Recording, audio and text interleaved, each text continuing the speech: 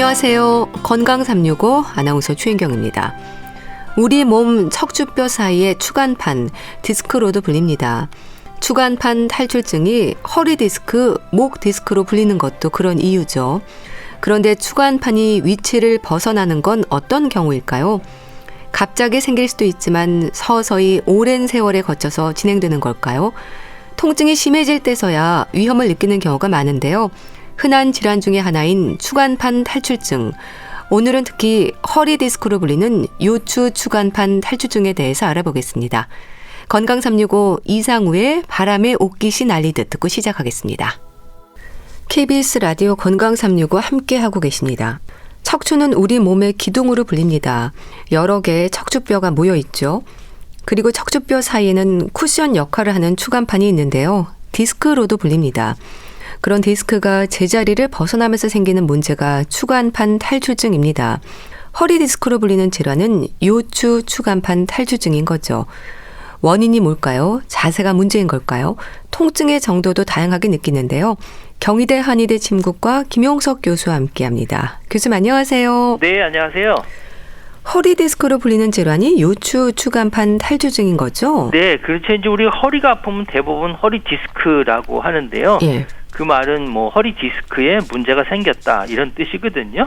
이제 허리 디스크 하면은 척추 뼈하고 뼈 사이에 있는 디스크가 이렇게 삐져나와서 나타나는 현상을 우리가 허리 디스크, 또 의학적으로 보면 뭐 요추 추간판 탈출증 이렇게 얘기를 하거든요. 예. 대개 이제 허리가 아픈 것이 이제 주로 증상이 나타나는 분도 있고, 어떤 분들은 이제 다리 밑으로 이렇게 저리고 아픈 증상들을 많이 나타날 수가 있어요. 예. 그러는 대부분 이제 허리 디스크는 이제 허리 쪽 아픈 것보다는 다리 통증이 더 심한 것이 특징이죠. 그래서 다리 증상이 전혀 없이 뭐 허리만 아픈 경우는 허리 디스크보다는 다른 원인이 가능성이 더 높죠. 예. 이 추간판이 척추뼈 사이에서 쿠션 역할을 한다고 알고 있습니다. 뼈끼리 부딪히지 않게 하는 건가요? 그렇죠. 이제 허리는 우리 몸의 이제 중심축이기 때문에 몸을 지탱하는 그 우리 신체 부위거든요. 아주 중요하죠. 건물로 보면 뭐 대들보 같은 역할을 하는 거예요. 예. 그래서 인체의 기둥 같다고 해서 기둥 주자를 써서 척주라고 하거든요. 근데 이 척주는 여러 개의 작은 척추뼈가 모여서 그 인체의 기둥을 이루게 되는 거예요. 그 중에 이제 허리뼈는 5개 뼈로 이루어졌거든요. 그러니까 뼈와 뼈 사이에는 척추 뼈끼리 이제 부딪히는 거 막아주는 또 쿠션 역할을 하는 디스크가 있는데, 이게 이제 말랑말랑한 젤리 같은 형태가 돼 있어요. 그래서 디스크가 이제 척추를 움직일 때마다 충격을 이제 완화시켜주고 또 윤활제처럼 부드럽게 움직이게 해주는 그런 역할을 하지요. 그러니까 말랑한 수획을 두꺼운 막에 둘러싸고 있는 거네요. 그렇죠. 네. 그럼 우리가 앉고 설 때마다 디스크가 유연하게 움직이나요? 그 디스크는 일어선 상태에는 이제 중력을 받으니까 납작해지죠. 그래서 바깥쪽으로 약간 볼록한 형태가 되고요. 그래서 이런 특수한 구조 때문에 디스크는 웬만한 힘을 가해도 그 효율적으로 쿠션 역할을 하거든요. 디스크는 이제 그 안에 말랑말랑한 이제 수액이 있고, 그 바깥에는 이제 섬유율이라는 질긴 껍질이 둘러싸 있어요. 이게 마치 이제 자동차로 치면 이제 타이어 같은 그런 구조물이라고 이해를 하시면 되죠. 웬만해서는 자리를 벗어나지 않을 것 같은데 추간판이 탈출하는 이유는 뭔가요? 그렇죠. 정상적인 디스크라면 아주 굉장히 질기고 강하거든요. 그러니까 물리적으로 뭐 막 심하게 때리거나 뭐 교통사고 같은 이런 형태가 돼도 디스크가 탈출하는 경우는 그렇게 흔하지는 않아요. 문제는 뭐냐면 잘못된 자세라든지 습관이라든지 노화 때문에 척추뼈가 이제 어떻게 삐뚤어진 상태에서 오랜 시간 뭐 지속적으로 압박을 받게 되면 이 디스크가 눌려서 이제 벌어진 쪽으로 밀려 나오면서 이런 증상이 생기는 거거든요. 마치 이제 우리가 고무풍선 같은 거 예를 들면 한쪽을 누르면 다른 한쪽이 바람에 밀려서 커지잖아요. 이런 같은 형태거든요. 그래서 그러니까 허리뿐만 아니라 이제 엉덩이나 다리 쪽까지 이런 통증이 나타나게 되죠. 그러니까 자세로부터 시작이 되는 거네요. 그렇죠. 사실 허리의 통증은 이제 사람이 서서 다니기 때문에 생기는 거거든요. 그러니까 자세로부터 시작된다고 볼 수가 있어요. 특별히 이제 안 좋은 자세가 꾸부정한 자세거든요. 예. 그러면 이제 허리가 정상적으로는 곡선을 S라인 유지하듯이 곡선이 유지돼야 되는데 이게 안 되니까 뻣뻣하게 평평한 이제 허리가 되거든요. 그러면 이런 자세로 오래 있게 되면 허리가 뒤로 지쳐지니까 허리 뒤쪽으로 통증이 발생하고요. 예. 또 허리 근육은 또 허리 근육만 작용하는 거 아니라 그거하고 반대되는 이 배에 있는 근육들이 조화를 이뤄서 움직이는 거거든요. 그러니까 앞쪽에 있는 복부 근육하고 뒤쪽에 있는 허리 근육이 불균형이 생기면 허리에 통증이 생기고 또 한제사로 오래 있게 되면 근육이 과다하게 긴장되니까 상대적으로 그 반대되는 근육들은 또 약해지잖아요. 이래서 문제가 생기고요. 또 디스크는 이런 특수한 구조 때문에 앞에서 말씀드렸지만 웬만한 힘을 가해도 이 쿠션 역할을 잘 할 수 있어요. 그런데 갑자기 뭐 물건을 들거나 또 부자연스러운 자세를 오래 있게 되면 이 디스크에 무리가 가해지거든요. 그러면 밖으로 튀어나오는 이런 현상들이 되고 심하면 이제 디스크를 싸고 있던 막이 터지면서 그 안에 있는 수액이 튀어나오게 되는 증상이 생기게 되죠. 그러니까 어느 날 갑자기 문제가 되는 게 아니라 오랫동안 반복이 되면서 쌓이다가 탈출이 되고 터지는 거네요. 그렇죠. 이제 우리 쉽게 예를 들면 이런 경우에 우리가 운동회 할 때 보면 박 터트리는 거 하잖아요. 근데 한 번 했다가 딱 터지는 거 아니잖아요. 모래주머니를 계속 던지다가 어느 순간에 박이 탁 터지잖아요. 그러니까 그 어느 순간에 뭐 재채기를 한다든지 갑자기 뭐 무거운 물건을 든다든지 뭐 이런 것들에 의해서 디스크가 터질 수 있는 거죠. 나이도 위험 요인인가요? 디스크가 돌출되고 이렇게 탈출되는 거는 나이가 들면 들수록 많이 발생하거든요. 그래서 어떤 분들은 이제 디스크를 이 나이가 들면서 생기는 일종의 노화 현상이다 이렇게 얘기를 하거든요. 왜냐하면 디스크는 원래 유연성을 갖고 있는 액체 형태로 되어 있잖아요. 근데 이게 나이가 들면 디스크 안에 있는 수분이 점점 빠지게 돼요. 그러면 수액을 둘러싸고 있는 섬유륜이 쉽게 손상되기 때문에 삐져나오는 이런 디스크가 잘 발생할 수가 있는 거죠. 일단 나이가 위험 요인이긴 한데 또 하지만 나이와 상관없이 누구에게나 생길 수 있는 거죠. 그렇죠. 이제 허리 디스크를 이제 앞에 말씀드린 대로 뭐 퇴행성, 노인성 질환, 척수 질환을 이렇게 분류를 하지만 최근에는 젊은 분들에게도 많이 생겨요. 우리 뭐 건강보험 심사평가원 조사 때리면 뭐 20, 30대가 허리 디스크가 뭐 해마다 4,000명 이상씩 증가한다는 이런 얘기 있거든요. 아무래도 이런 경우는 우리 청소년기부터 운동을 좀 잘 안 하고 오랫동안 앉아서 뭐 공부를 한다든지 스마트 기기를 사용한다든지 이렇게 나쁜 자세를 유지해 보면 이제 허리가 약해지잖아요. 그래서 이제 문제가 생기는 경우가 상당히 많고요. 대개 이제 젊은 층들은 허리 디스크가 이제 발생해도 요게 손상되는 것들이 빨리 이제 회복이 되거든요. 그러니까 통증도 금방 없어진단 말이에요.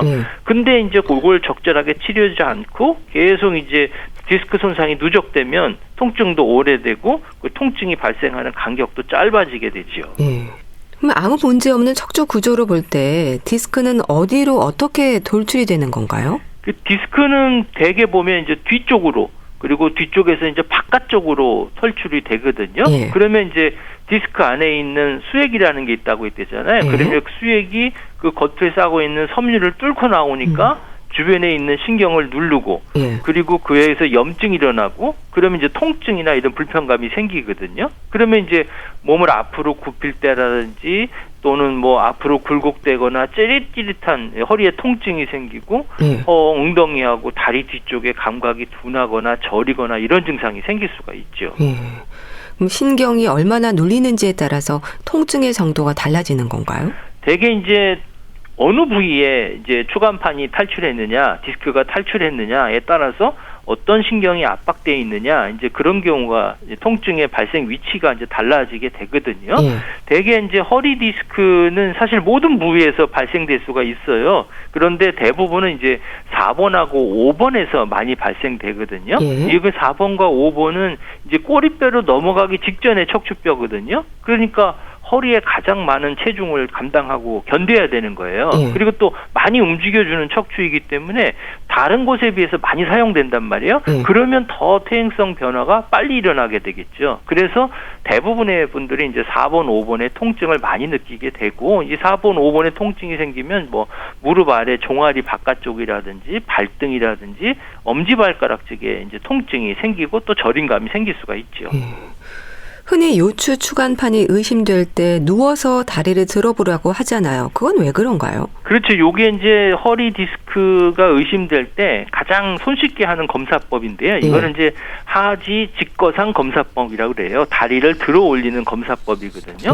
그러니까 누운 자세에서 무릎을 굽히지 않고 다리를 쭉 뻗어 들어 올리면 이제 좌골신경이라고 해서 그 엉덩이에서 허벅지하고 종아리 뒤쪽까지 가는 그 신경이 있거든요. 그게 땡기면서 다리가 어떤 통증을 느끼게 되거든요. 그러니까 정상적인 사람들은 한 70도 정도 이상 올릴 수 있어요. 근데 허리 디스크가 있는 분은 다리를 조금만 올려도 허리하고 뭐 엉덩이, 다리에 심한 통증이 오기 때문에 더 올릴 수는 없지요. 그리고 돌출된 디스크가 신경을 심하게 눌리면 눌릴수록 올라가는 각도는 훨씬 더 줄어들게 되지요. 그래서 왼쪽으로 노출되면 왼쪽 요추신경이 눌려서 왼쪽 다리를 들어 올리기 힘들고요. 반대로 오른쪽에 문제가 있으면 오른쪽 다리가 올리기 힘든 거거든요. 그런데 간혹 보면 한쪽 다리를 들어 올릴 때 반대쪽 다리까지 심하게 저리고 아픈 경우가 있어요. 그건 그만큼 더 많이 신경이 눌렸다는 거죠. 그럼 다리가 저릿한 느낌으로 저림증이 확인이 되면 요추 추간판이 문제인 거고, 또 팔이 저리면 경추 추간판 탈출증을 의심한다는 게 맞는 얘기인가요? 그렇죠. 이제 목에 디스크가 생기면 대개 이제 목이라든지 어깨라든지 팔이라든지 이런 데 손가락이 저리는 증상이 나타나고요. 대개 이제 경추로 보면 5번, 6번 디스크가 빠져나오면 엄지손가락하고 목 뒷덜미 쪽으로, 그 다음에 6번, 7번 디스크가 빠지면 뭐 두 번째라든지 세 번째, 또 손등 쪽으로 이런 증상이 나타나고요. 허리가 되면은 아무래도 허리의 통증뿐만 아니라 다리 쪽에 이런 통증들이 생기고 뭐 기침이라든지 재채기 할 때 더 심한 증상들이 나타나게 되죠. 뭐 흔히 말하는 허리 디스크와 목 디스크가 동시에 오기도 하나요? 뭐 그런 경우도 있지만 그렇지는 않고요. 척추 질환인 뭐 경추든 요추든 어디든지 병이 생길 수가 있지만, 뭐 경추에 문제가 있으면 앞에 말씀드린 대로 목이나 어깨, 팔, 그다음에 뭐 허리가 요추에 문제가 생기면 허리하고 다리 저린, 뭐 힘 떨어지는 이런 증상들이 나타나게 되죠. 허리 디스크가 가장 흔한 걸까요? 대개 이제 허리가 아프면 디스크 아닌가 이렇게 생각하시는 분들이 많거든요. 근데 디스크보다는 일반적으로 허리가 아픈 경우는 근육통인 경우가 훨씬 더 많아요. 디스크가 아닌데도 허리가 아픈 경우는 상당히 많거든요. 또 간혹은 이제 뭐 엉치까지 아프고 다리가 아프면 이것도 디스크라고 했는데 하면 그런 경우도 엉덩이 근육통인 경우도 또 있거든요. 엉덩이 근육이 이렇게 수축되다 보면 그 밑에 이제 좌골신경이 있다고 그랬잖아요. 거기가 눌리면서 디스크 같은 증상이 나타날 수도 있는 거죠. 증상은 어떻습니까? 질환은 오랫동안 진행이 됐어도요, 증상은 갑자기 나타나는 건가요? 그러니까 어느 날 갑자기 자고 일어나는데 허리를 꼼짝할 수 없었다는 말도 하던데요. 그렇죠. 이제 허리 디스크에 나타날 수 있는 주된 증상은 이제 허리가 아픈 거 하고요. 그 다음에 다리까지 찌릿찌릿하게 아프는 우리가 흔히 방사통이라고 하거든요.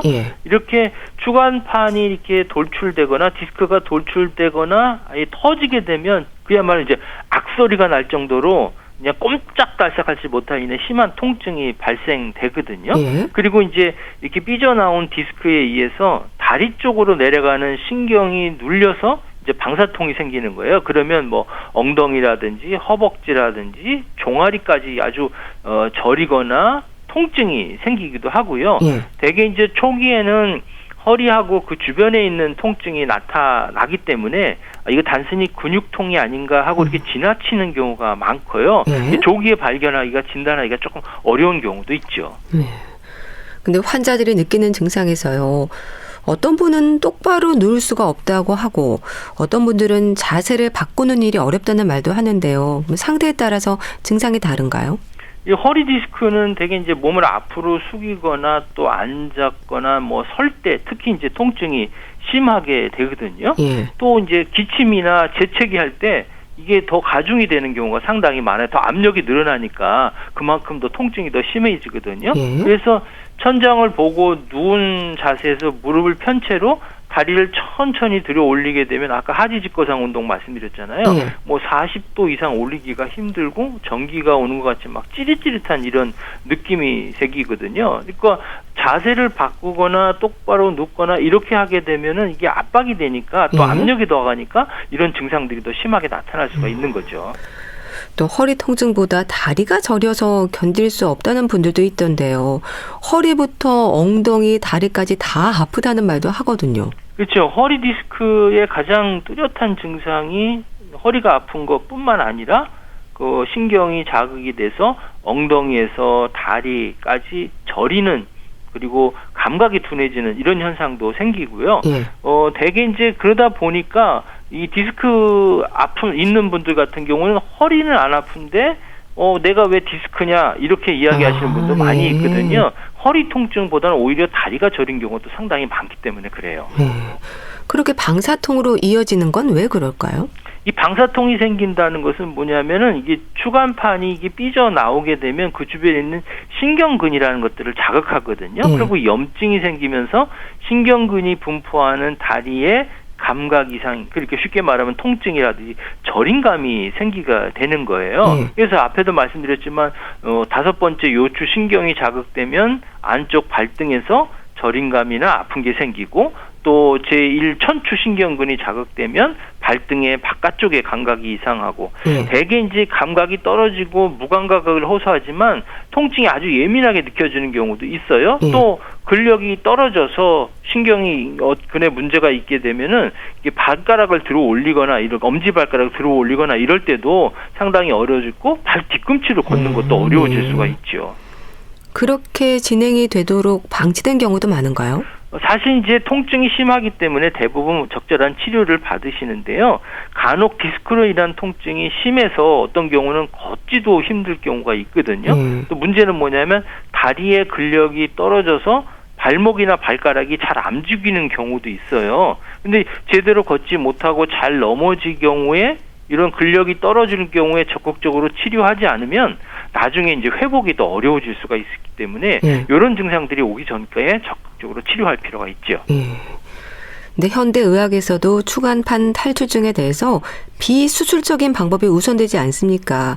추간판 탈출증의 한의학적 치료는 어떨까요? 이제 허리 디스크 하면 디스크가 돌출됐으니까 얘를 수술해갖고 이걸 돌출된 거를 잘라내야지 이렇게 생각하시는 분들이 사람이 많지만요. 일반적으로 이제 수액이 심각하게 아주 삐져나와갖고 뭐 마비를 일으키는 것을 제외하면은 전체 환자의 한 90% 이상은 이런 보존적인 방법, 다시 말해서 수술 치료 방법이 아닌 방법으로 치료된다는 보고가 있어요. 특히 이제 한의학에서는 이제 한의 표준 임상 진료 지침이라는 게 있는데, 거기에 보면 뭐 침, 뜸, 한약, 약침, 추나, 매선, 부항을 요 디스크에 허리 디스크나 추간판 탈출증에 쓸 수 있도록 이제 권고하고 있거든요. 그래서 이 한의학에서는 이걸 요각통이라고 얘기해요. 허리하고 다리 쪽이 아프다 해갖고 이런 경우는 이제 침 치료나 뜸 치료 또는 한약 치료를 기본적으로 하고 그 외에다가 뭐 약침이라든지 추나라든지 뭐 핫팩이라든지 또 물리치료를 같이 병행해서 치료를 하거든요. 이게 한의학에서는 허리는 인체의 근본이라고 봐서 나무를 비하면 이제 뿌리에 해당하는 거고 골격의 중심이기 때문에 힘의 원천이라고 볼 수가 있죠. 근데 근본적으로는 힘이 떨어지면 이런 증상들이 생길 수가 있죠. 침은 어느 위치에 놓는 건가요? 일단 아프면 아픈 부대에 놔야겠죠. 이제 허리가 아프니까 허리 쪽에 침을 놓기도 하고요. 그 다음에 다리까지도 저림감이 생기니까 다리 쪽에다가 침을 놓고, 또 경우에 따라는 이제 손에다가도 침을 놔요. 허리가 아픈데 왜 손에다 놓냐 생각할 수 있지만 손과 관련되어 있는 경락하고 다리에 관련되어 있는 경락하고 서로 유관되어 있는 균형을 잡아주기 위한 우리 몸에 있는 구조가 이제 경락 구조가 있는데 거기도 같이 치료를 하게 되고요. 경우에 따라서는 이제 귀에도 침을 놓기도 해요. 귀에는 이제 인체에 상응하는 부위가 있기 때문에 그곳에다가 침을 놓기도 하죠. 뭐 허리뿐 아니라 다리 저림으로도 이어지는 분들에게는 다리나 발에도 침을 놓는 거네요? 그렇죠. 문제는 허리 쪽에 있지만 신경이 눌려서 세게 되니까 다리 쪽에다 침을 놓는데요. 놓는 방법이 조금 여러 가지가 있을 수 있는데 이제 전통적으로는 한의학의 원리에 따라서 기혈의 순환 통로인 이제 경락에 따라서 어느 부위가 아프냐에 따라서 다리 쪽에 놓는 것도 좀 달라지기도 하고요. 또 이제 현대적으로 보면 아까 신경이 눌리는 부위에 따라서 나타난 증상이 다르다고 했잖아요. 그래서 신경 분포에 따라서 침을 놓기도 하죠. 침에도 종류가 많은가요? 약침으로 불리는 침 치료도 있지 않나요? 침 치료는 일종의 이제 물리적인 자극이거든요. 그러니까 침에 물리적인 자극을 하기 위해서는 침의 굵기가 상당히 중요하고요. 모양이나 길이도 중요하거든요. 얼마만큼 깊이에 자극을 했느냐 달라지기 때문에요.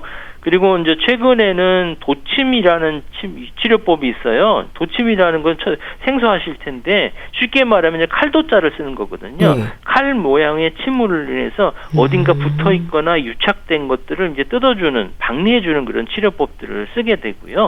그 외에도 이제 약침이라고 불리잖아요. 약침은 이제 침에 있는 물리적인 자극하고 그 다음에 약의 이제 화학적인 자극을 동시에 해주는 이런 한방 치료 방법이고요. 그 중에서도 이제 소염 진통 작용이 아주 탁월한 이제 벌의 독을 이용한 봉동 약침 요법을 대표적으로 활용할 수가 있죠. 이런 침 치료는 어떤 역할을 하나요? 침 치료는 가장 이제 통증 질환의 대표적인 효과를 볼 수가 있고요. 그래서 우리가 일침이구 삼약이라는 말이 있는 거거든요. 침 치료는 이제 한의학적으로 보면 기혈의 순환을 촉진시켜줘서 어딘가가 막히거나 어딘가가 순환이 안 되는 것들을 잘 돌아가게 만들어서 통증을 완화시켜준다는 그런 효과가 있고요. 또 뭉친 근육을 치료해서 근육이 불균형된 것들을 조절해주는 효과를 볼 수 있고요. 그리고 이제 현대적인 이제 신경 생리학으로 보면 이제 통증을 완화시켜주는 우리가 그 내인성 앞영양 물질인 엔돌핀이라고 많이 들어보셨을 거예요. 그거를 이제 분비를 해주거든요. 그렇기 때문에 근만성 통증에 침 치료가 아주 효과적이라는 보고가 있고요. 임상 연구도 많이 나타나 있고요. 그래서 미국에서는 2020년부터 국가건강보험인 메디케어에서도 만성요통에 이제 침 치료를 보험 적용하기 시작했죠. 침 치료 외에 다른 치료들은 어떨까요? 근데 이제 다른 치료라 보면 이제 물리치료 같은 것도 하거든요. 이제 근육이 뻣뻣해지고 통증을 줄여주기 위해서 이제 전기치료 같은 것도 하고요. 또 핫팩 같은 것도 하고 마사지도 하고 그냥 근육이 뭉쳐 있으니까 견인하는 요법도 활용을 하고요. 또 뜸치료도 하거든요. 뜸치료는 일종의 이제 따뜻하게 해주는 거예요. 이제 경락을 따뜻하게 해줘서 통증의 원인이 되는 것들을 제거시켜주는 이런 형태고요. 그다음에 허리가 아프면 대부분 이제 부항 같은 거 많이 해보시잖아요. 허리가 처음에 이제 삐끗할 때 피를 뽑아갖고 이제 어혈을 제거시켜주는 거거든요. 그러면 눌려 있는 것들이 이 피를 뽑아줌으로써 통증을 완화시켜주는 효과가 있고요.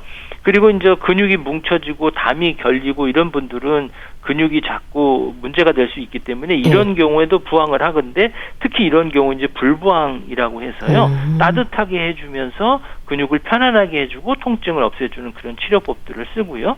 또 허리가 아프면 대부분 이제 추나 치료 같은 것도 하거든요. 이 추나가 척추뼈가 이제 삐뚤어진 것들을 이제 의사가 손으로 밀고 당기면서 이게 바르게 해주는 이 교정 방법이거든요. 그래서 근육도 긴장된 것들을 풀어주고 척추도 바로 잡아주게 되면 디스크가 받고 있는 그 압력이 줄어들어서 통증이 개선될 수가 있지요. 그다음에 이제 뭐 한약 치료도 같이 하거든요. 탈출된 디스크가 신경이나 주변적으로 눌러서 생기는 그 염증 같은 것들 제거시켜서 통증도 없애주고 또 하나는 뭐냐면 이런 염증 없애주는 것뿐만 아니라 근육이나 인대를 강화시켜줘요. 그러니까 재발을 방지하는 그런 효과도 약물에는 있지요. 이런 치료와 함께 일상에서도 조심하고 또 신경 써야 하는 부분들이 있는 거죠.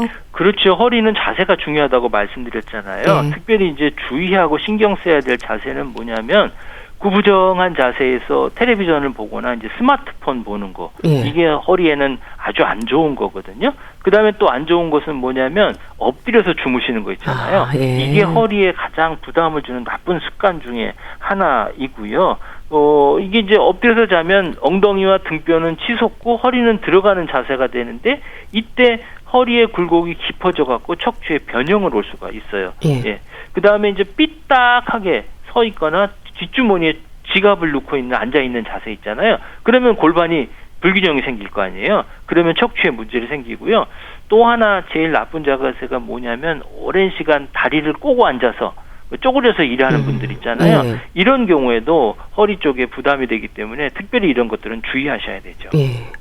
운동도 강조가 되지 않나요? 방법을 좀 알려주시면 좋겠는데요. 이제 허리를 튼튼하기 위해서는 이제 허리 근육을 강화시켜주고 또 하나 이제 유연하게 해주는 운동이 필요한 거예요. 그러니까 운동이라는 거는 근육을 강화시켜주고 또 유연하게 해주는 이런 두 가지 운동법이 있는데요. 이제 하루에 한 10분 정도 허리 운동을 꾸준하게 해주게 되면 허리 통증을 예방하고 완화시켜주는 데 도움을 줄 수 있는데요. 예. 가장 쉽게 할 수 있는 한 가지 방법을 제가 소개해드리면 먼저 이제 누운 상태에서요. 예. 무릎을 세운 다음에 어깨 간격으로 다리를 이제 벌려요. 그리고 골반을 뒤로 굴리면서 달걀이 허리 밑에 하나 있다 생각하고 이제 누르시는 거예요. 야. 그런 다음에 엉덩이와 가슴을 함께 들여오는 운동 있죠.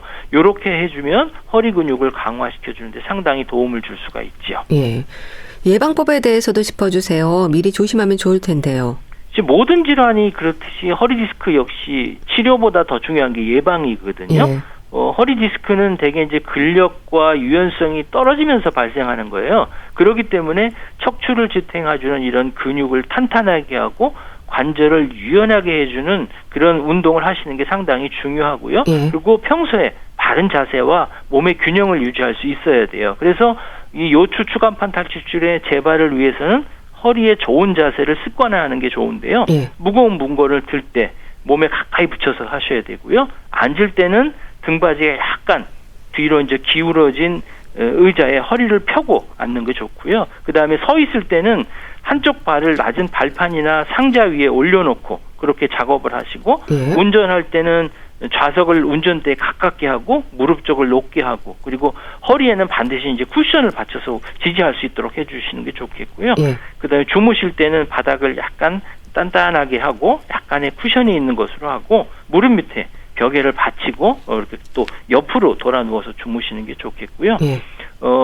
흡연이 아무튼 이 허리를 예방하는데 상당히 중요한 역할을 하거든요. 그래서 금연을 하셔야 돼요. 이제 흡연이 요통이나 좌골신경통에 아주 중요한 위험 인자가 하나 있기 때문에 반드시 금연하시고요. 또 오히려 이제 비만 같은 경우가 척추 추간판 탈출의 위험을 높이는 인자로 되기 때문에 네. 체중 조절을 아울러서 잘 하시는 게 좋습니다. 네.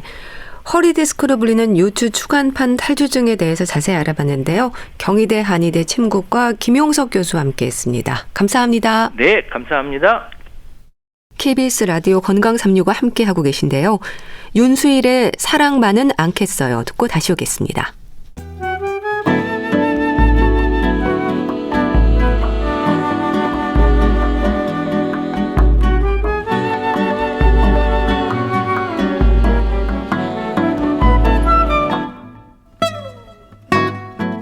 건강한 하루의 시작.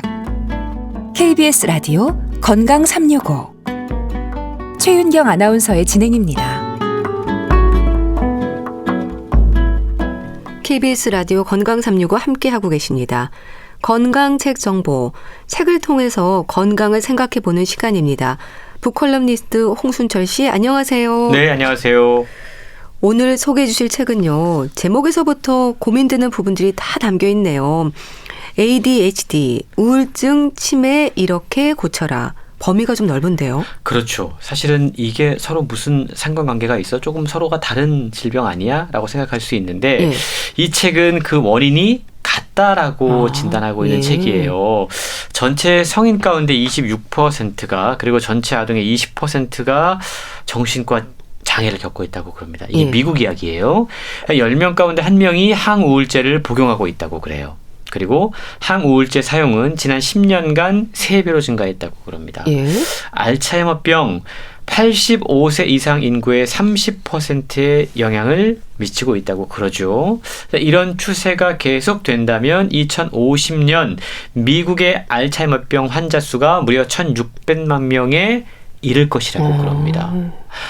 요즘 또 ADHD도 뭐 우리나라에서도 상당히 관련 여러 가지 이야기들이 들려오고 있는데 예. 미국 아동의 5세에서 8세 가운데 8.7%가 ADHD가 있다고 그럽니다. 자폐증이 지난 10년간 11배가 증가했다라는 보고도 있어요. 모두 미국에서 최근 발표된 자료에 근거한 사실인데요. 예. 왜 지금 이런 일들이 동시다발적으로 진행되고 있는가 그 원인을 한번 분석을 해보자라는 거죠. 기능의학의 선구자인 마크 하이먼 박사는 의사인 자신 또한 현대에 만연한 우울증, 치매, 그리고 기억상실, 고장난 뇌에서 생겨나는 여러 가지 질환에 시달리게 되면서 예.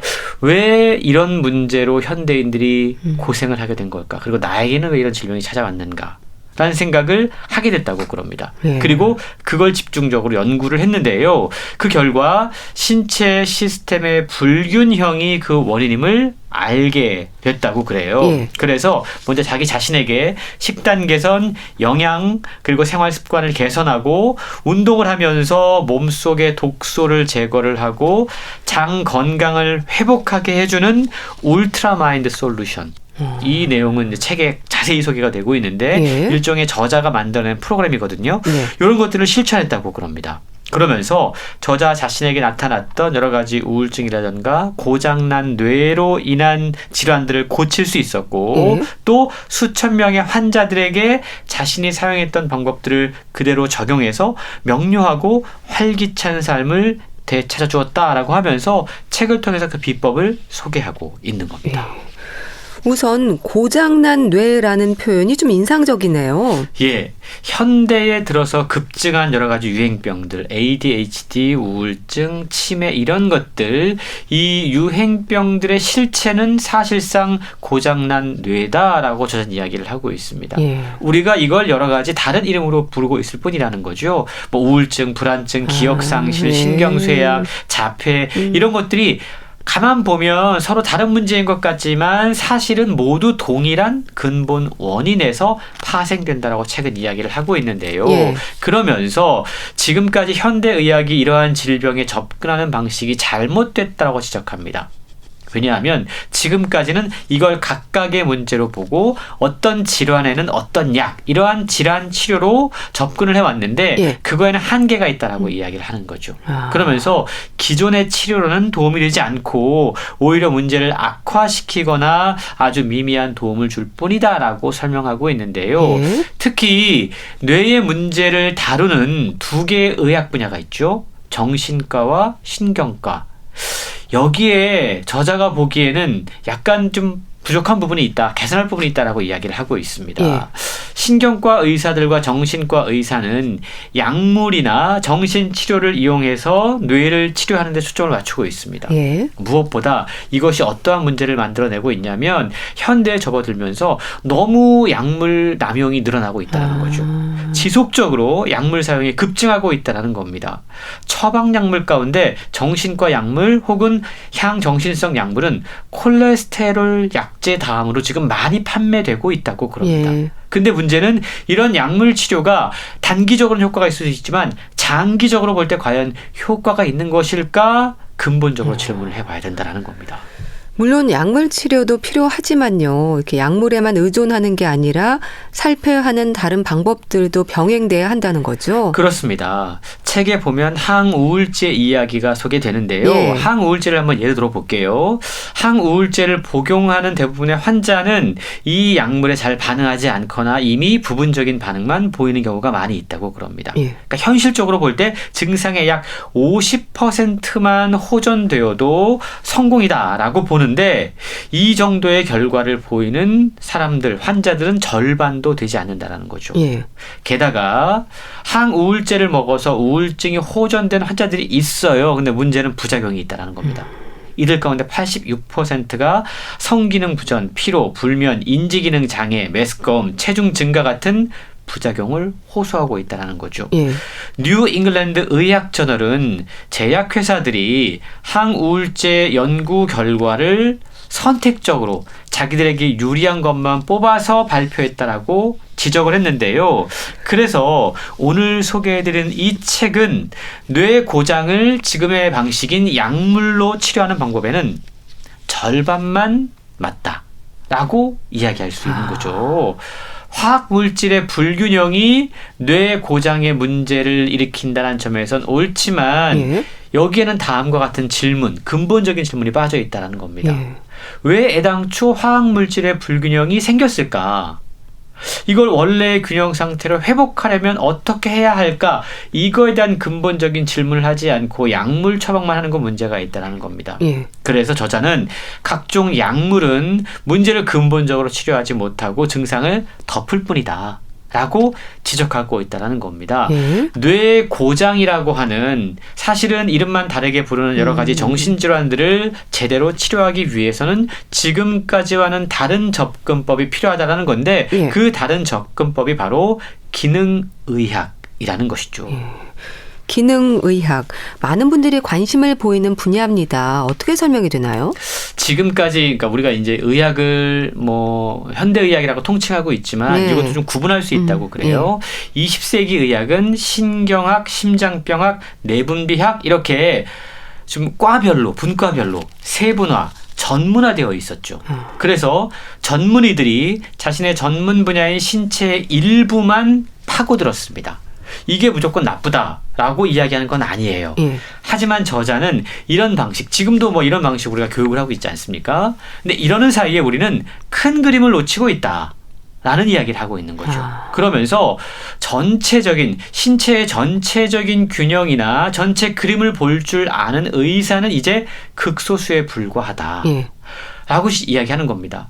의학 교육도 의사들을 과별로 훈련시킴으로써 우리 몸의 시스템이 마치 각기 별개로 작동한다라는 환상을 강화하고 있다는 겁니다. 그래서 몸의 부위별로 의사가 존재하고 우리 몸이 하나의 완전한 생태계로서 작동한다. 연결되어 있다는 것을 이해하는 의사가 많지 않다라고 지적하고 있는 겁니다. 예. 그런데 최근 들어서 의료 기술의 발달에 따라서 우리의 뇌와 신체의 여러 기능이 서로 긴밀하게 연관되어 있음을 보여주는 자료들이 쏟아지고 있습니다. 심지어 우리의 장, 단지 소화 기능이라고 생각했는데 여기에서도 호르몬이 생기고 우리 장을 제2의 뇌라고 부르지 않습니까? 그렇죠. 뇌와 서로 연결되어 있고 우리의 몸의 여러 가지 그 장기들이 연결되어 있다는 사실들이 밝혀지고 있다는 거죠.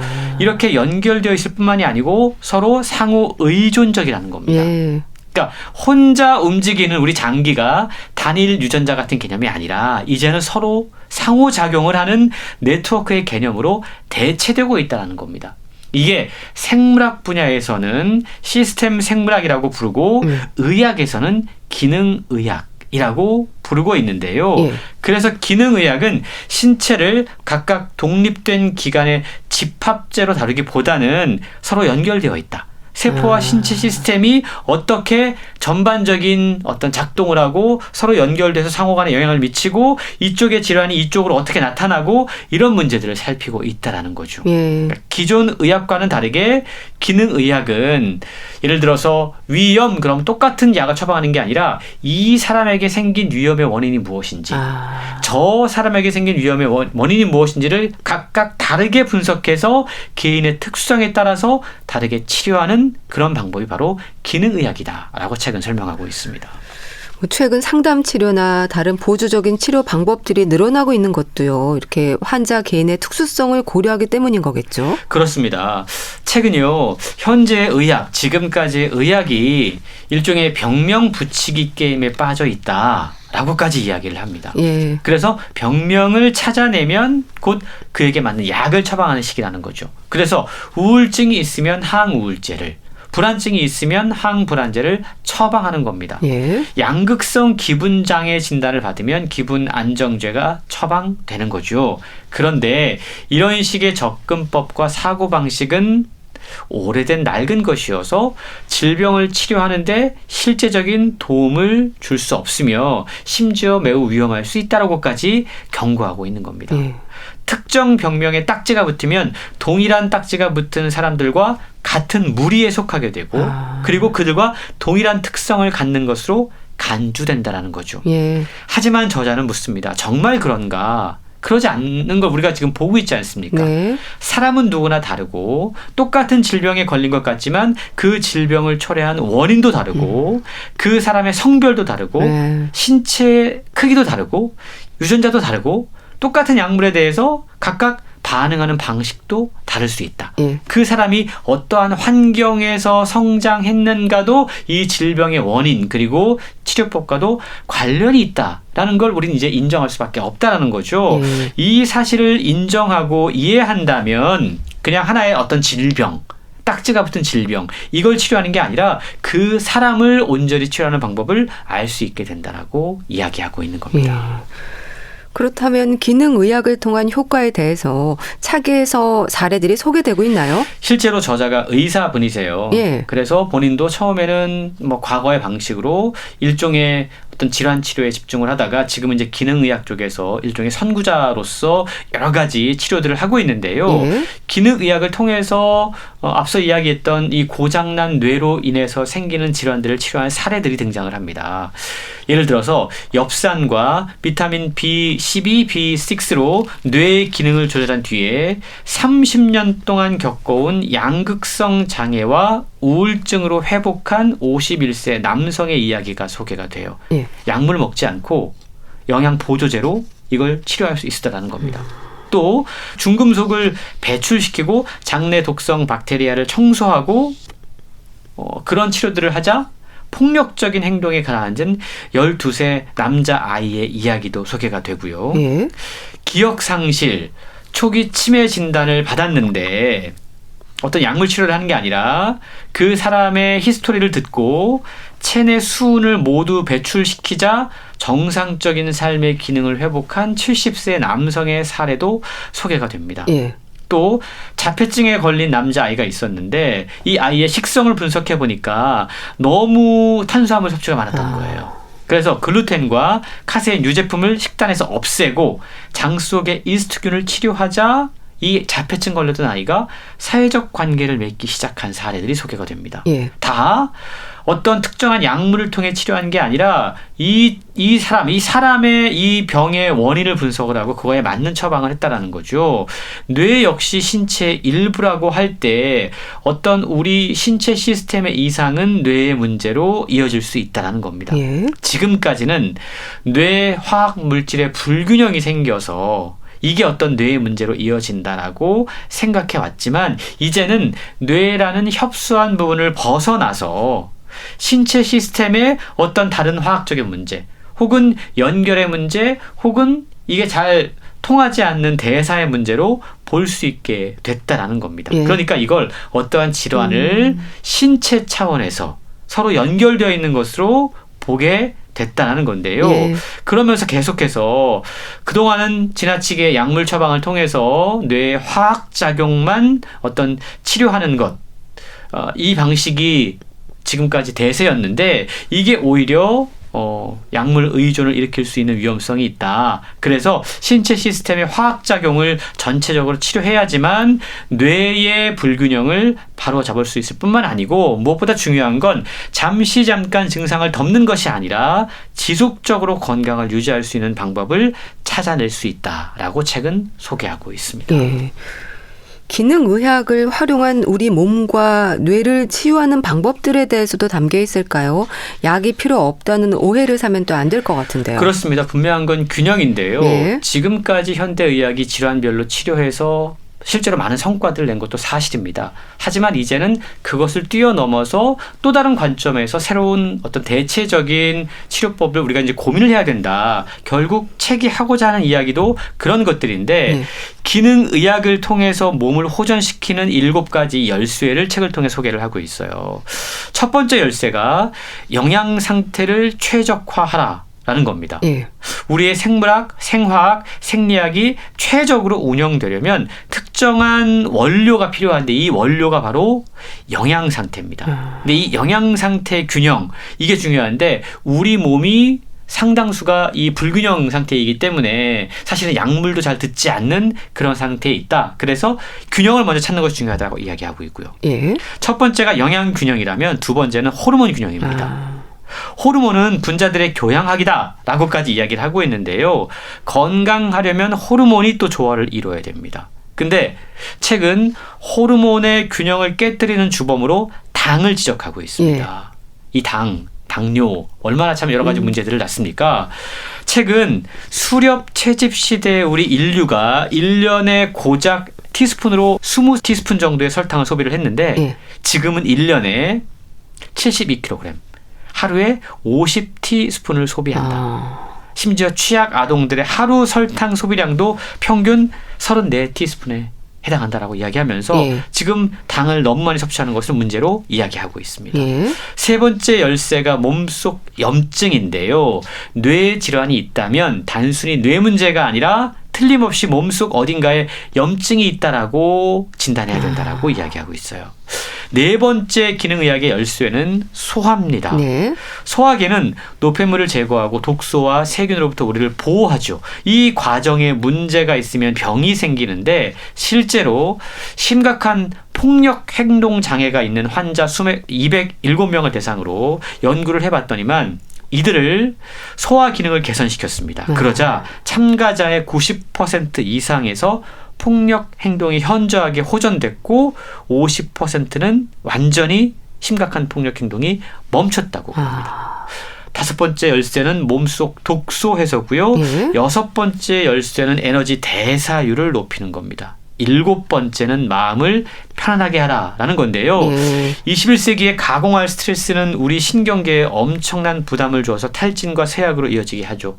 이런 것들이 결국 우리 몸의 불균형을 만들어내는데 7가지 열쇠를 통해서 약뿐만이 아니고 먼저 내 몸을 이해하고 그것에 맞는 스스로 노력할 수 있는 것들을 찾아야 된다라고 책은 강조하고 있는 겁니다. 네. ADHD, 우울증, 치매 이렇게 고쳐라 소개해 주셨는데요. 잘 들었습니다. 북컬럼니스트 홍순철 씨였는데요. 감사합니다. 고맙습니다. 이명훈의 얼굴 빨개졌다네 보내드리면서 인사드릴게요. 건강365 아나운서 최인경이었습니다. 고맙습니다.